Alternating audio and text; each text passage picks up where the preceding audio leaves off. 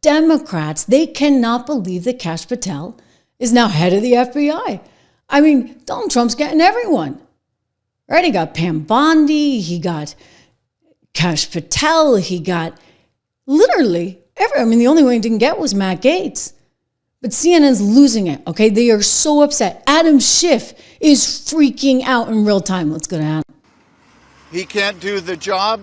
He won't protect the public. He will misuse the resources of the Bureau. He will weaponize it against the president's political opponents rather than protecting the safety, the public safety of the American people. I'm sorry, isn't that what you did? I mean, really and truly, I think it's what you did. Go check out 76 Research. Use code word $. K. Nelson Jr., thank you. It's good to have so many people here on the show today. My gift to you, code word $, 76 Research, my financial research company. But I got to show you more of what he is freaking out about because it's just so unnecessary. And when we go back in time, what do we find? We find that Adam Schiff was leading the charge in all of this misinformation, disinformation, and all of this lawfare in a really scary way. More Adam and more Kash here. This was just created by someone online. I want to show you this little clip. This is someone we cannot trust. This is someone who lacks the character to do this job, someone who lacks the integrity to do this job. We know that. Our Republican colleagues know that. The only qualification Kash Patel has to be FBI director is that when everyone else in the first Trump administration said, no, I won't do that, that crosses moral, ethical, and legal lines, Kash Patel said, sign me up. In the first Trump administration, as we are seeing in the second, you rise to the level of your sycophancy, and no one is a bigger or more dangerous sycophant than Kash Patel. This political hack does not deserve to be in this building. He can't do the job. He won't protect the public. He will misuse the resources of the Bureau. He will weaponize it against the president's political opponents rather than protecting the safety, the public safety of the American people. Adam Schiff is the worst criminal in Congress in the last 250 years. And what broke that we're going to talk about right now is Adam Schiff met with a whistleblower. Adam Schiff went to the podium day after day after day saying, I know nothing about this. We're not going to discuss it. We're going to protect it. And then Adam Schiff, led the prosecution of the impeachment trial in the Senate of President Donald Trump. Talk about someone who was conflicted out of the game because he was part of the hoax that brought Charmella in, manufactured that false accusation, and then peddled it out to the world, and he continued, not surprising, he's lied about almost everything in his life. But now he lied just to set up a presidential impeachment. And that's what I was talking about, these disinformation campaigns.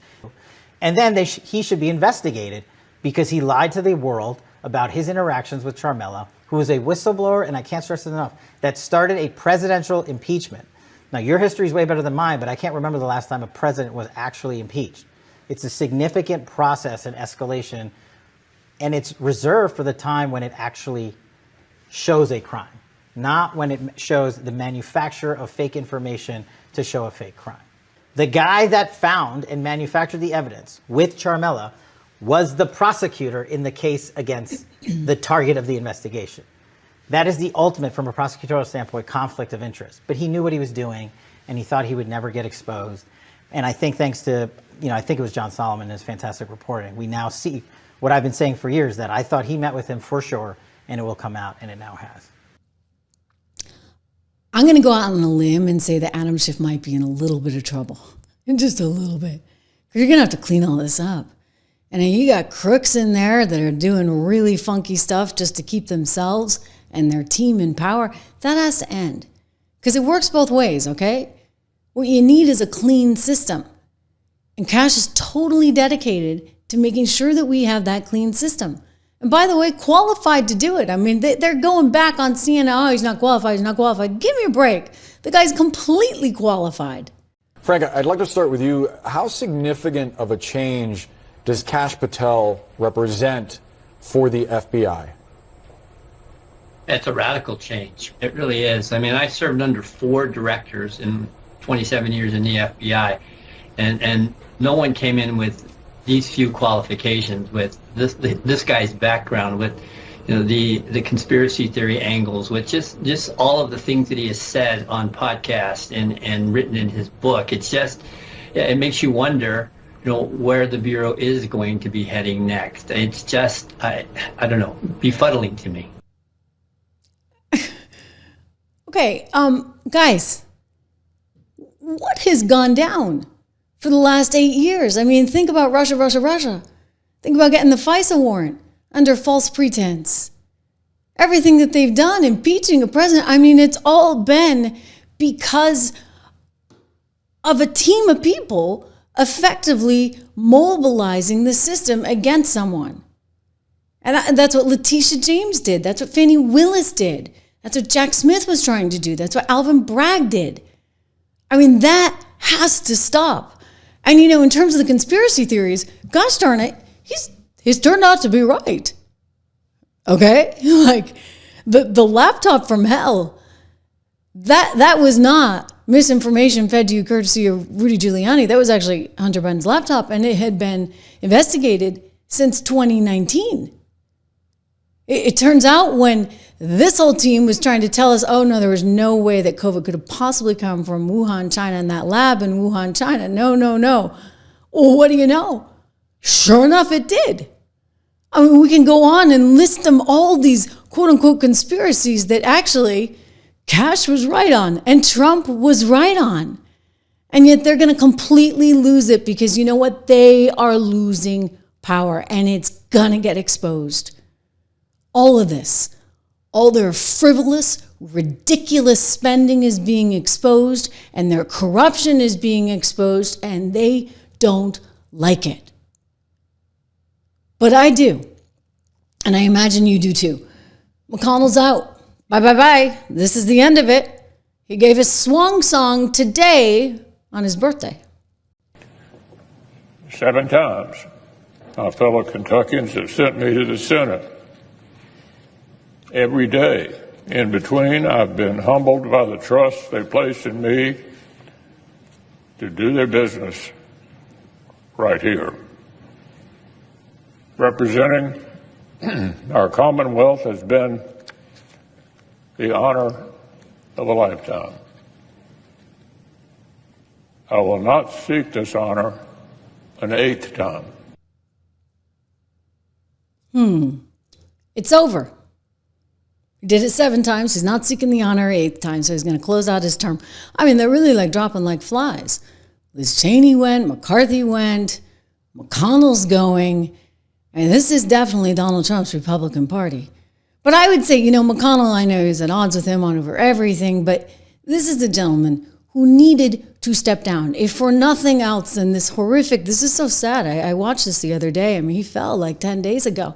And I'm like, why are you there? I mean, why are you still doing the job?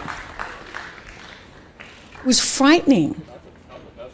Frightening to see that. And that's not the only time. I mean, that's just the most recent. He's had a lot of troubles. And, these moments where he was just staring straight into space and not answering questions and they had to escort him off. I mean, he's in very, very tough shape. But it does show you, right, the power of Donald Trump over the Republican Party. I saw that Susan Collins, the senator from Maine, voted against Kash Patel today. I wonder how long she is, in all seriousness, for the Republican Party, in light of sort of the pressure, if you would, what we're seeing. I mean, again, you can just go through the list and you think about all the people that were part of the system and now they are gone, whether it be McConnell, obviously that coming today, whether it be McCarthy, Liz Cheney, Kinzinger, Romney, Pence, who's flipping out about Ukraine, of course, because remember when he told Tucker, he only cared about, Ukraine. It wasn't his problem that things were sort of bad here at home. He was just focusing. I mean, that was like unbelievable. That was such an epic moment, of course. But what you've seen is that the party has coalesced around Donald Trump in a massive way that really, I think, is important at this moment in time. I'm all for diversity of opinion. But when you're up against the Democrat machine right now, you want to be a well-oiled machine yourself, and you want everybody on the same page. And so it's important that sort of everybody be with it and be focused on achieving these goals, because, hey, for the first time, they're achievable. Think of that. I mean, we can like completely reorient how we think about taxes with the IRS turning into the EXS. We can think about innovative ways to actually improve our government. We can use technology. AI is amazing. Can you put some of that technology into the government itself to streamline it and make it better? Why not? I mean, again, like, did you think you'd ever see this in your lifetime? Somebody actually comes into office and is doing exactly what they promised they would do?